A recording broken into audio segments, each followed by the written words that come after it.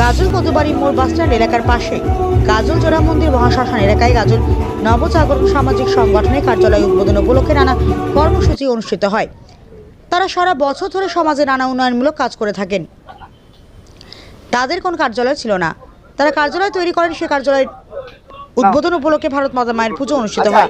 এইবার সবাই উলুধ্বনি দিয়ে কলসযাত্রা অনুষ্ঠিত হয়। অত্র এলাকার প্রায় আমাদের মহিলা কলসি মাথায় নিয়ে গাজলের থেকে জল নিয়ে আসে। সেই জল দিয়ে ভারত মাতা মায়ের মন্দির ধুইয়ে দেওয়া হয় ও পুজো করা হয়। প্রবল উৎসাহ উদ্দীপনার মধ্য দিয়ে ভারত মায়ের পুজো অনুষ্ঠিত হয়। ভজন গীতি গান পরিবেশিত হয়। এছাড়াও সাংস্কৃতিক অনুষ্ঠান অনুষ্ঠিত হয়। উপস্থিত সকল ভক্তদের মধ্যে খিচুড়ি প্রসাদ বিতরণ করা হয়। এছাড়াও পঞ্চমী মানুষের মধ্যে খিচুড়ি প্রসাদ বিতরণ করা হয়। নবজাগরণ সংগঠন সামাজিক উন্নয়নের জন্য সারা বছর কাজ করে থাকেন। তাদের কোনো কার্যালয় ছিল না। গাজল মধুবাড়ি মোড় বাসস্ট্যান্ড এলাকার পাশে জোড়া মন্দির মহাশ্মশান এলাকায় তারা একটি নতুন কার্যালয় তৈরি করেন। সেই কার্যালয় শুভ উদ্বোধন অনুষ্ঠিত হয় নানা অনুষ্ঠানের মধ্য দিয়ে। মালদা থেকে রাজনৈতিক কারণে জামালপুর নিউজ লাইভ।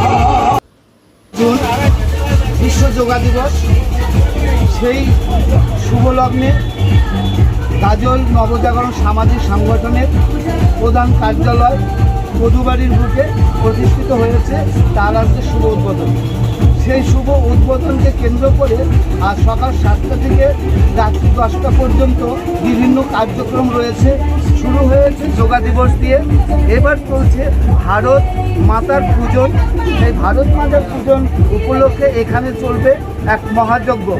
সেই মহাযজ্ঞকে কেন্দ্র করে গাজলের আপামর জনসাধারণ, অর্থাৎ এই যে দেখতে পাচ্ছেন দিদি ভাইয়েরা, এরা সবাই একটা র্যালির মাধ্যমে একটা কলস যাত্রা করবে, জল আনবে। এরপরে হবে আমাদের ভজন কীর্তন, তারপরে রয়েছে হরিকথা। হরিকথার পরে রয়েছে সন্ধ্যা 5টা থেকে রাত্রি 10টা পর্যন্ত প্রসাদ বিতরণ। এই আজকে আমাদের সারাদিনের কর্মসূচি। আমার নাম বিপুল বিশ্বাস, গাজল নবজাগরণ সামাজিক সংগঠনের একজন সভাপতি।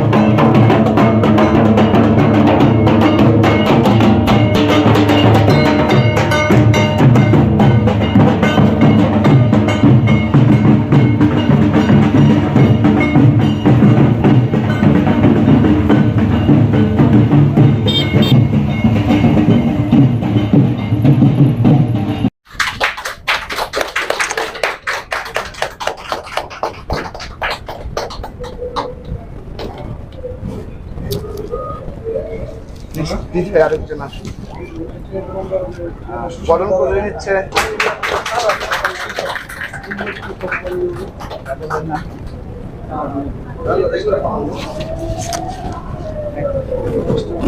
সবাই হাত তালি।